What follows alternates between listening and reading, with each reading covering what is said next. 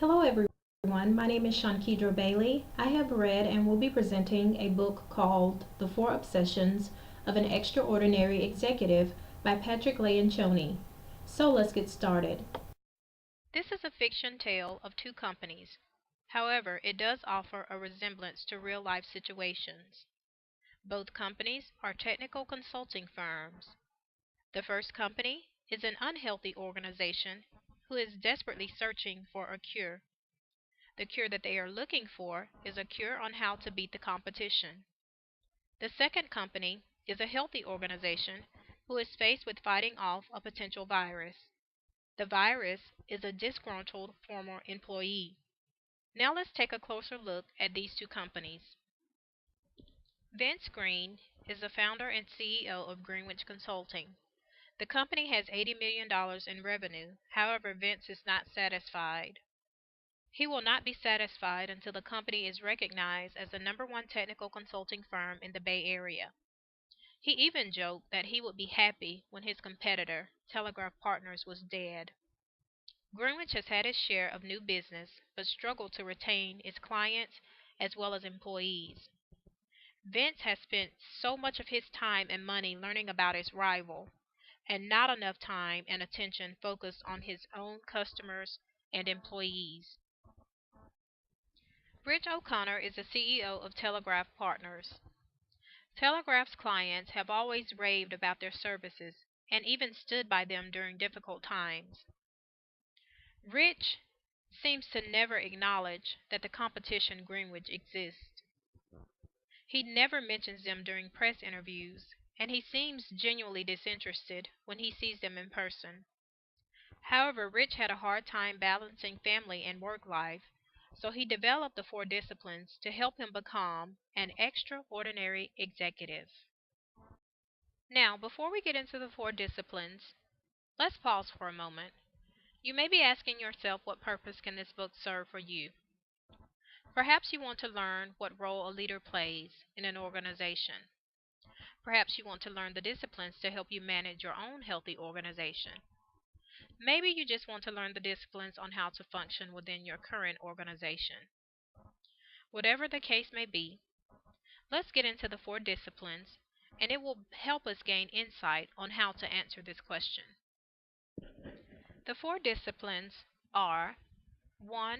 Build and maintain a cohesive leadership team. 2.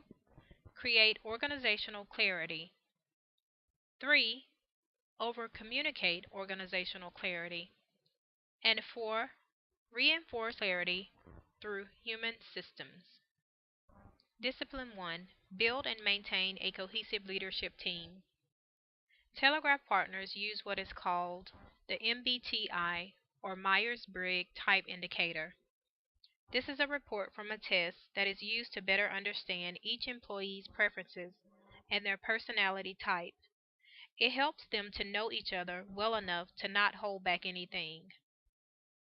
This will help the team be more successful, deal with other people better, contribute more to the team, reduce stress, enjoy your work, and get more out of life. What does a cohesive team consist of? The essence of a cohesive leadership team is trust. This is marked by an absence of politics, unnecessary anxiety, and wasted energy. More than anything, a cohesive team is efficient. They arrive at decisions more quickly. They also spend less time worrying about what their peers will think and do.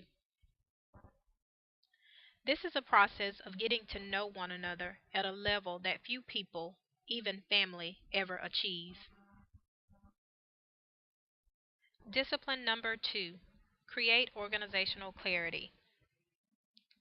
This means eliminating confusion relating to the company's identity, direction, strategy, objectives, roles, and responsibilities.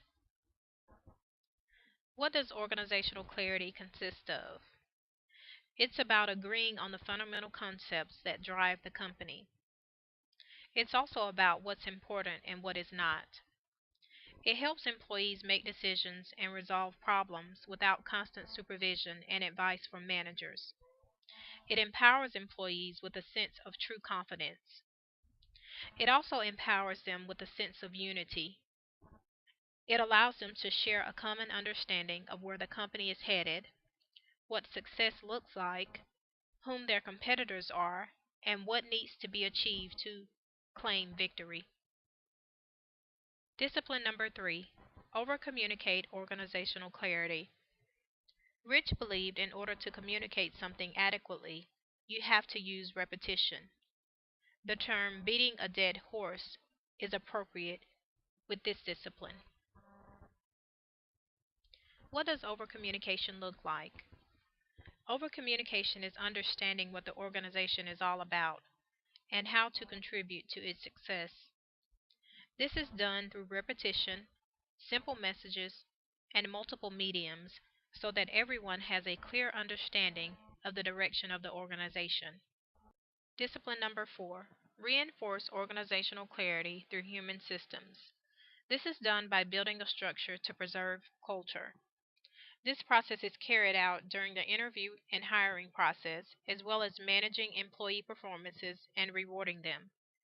In order to reinforce organizational clarity, you have to build a sense of clarity into the fabric of the organization through processes and systems that drive human behavior.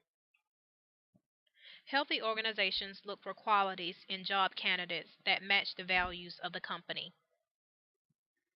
So, why did Rich succeed aside from the 4 disciplines? He succeeded because he had an appreciation for simplicity and discipline, and that is what made him an extraordinary executive. So let's revisit the question: on what purpose can this book serve for you? The purpose is to help executives understand the simplicity and power of organizational health. This is all good news for us who don't quite measure up. We can too become extraordinary leaders if we embrace that success is not intelligence or natural ability, but commitment to the right disciplines. Organizational health offers a competitive advantage. A healthy organization has less politics and confusion, higher morale and productivity, lower unwanted turnover, and lower recruiting costs. It requires extraordinary levels of commitment, courage, and consistency. Keeping things simple is very critical.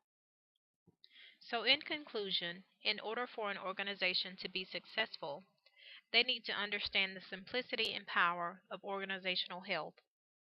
Executives must create and maintain a healthy organization and understand that there is no substitute for discipline.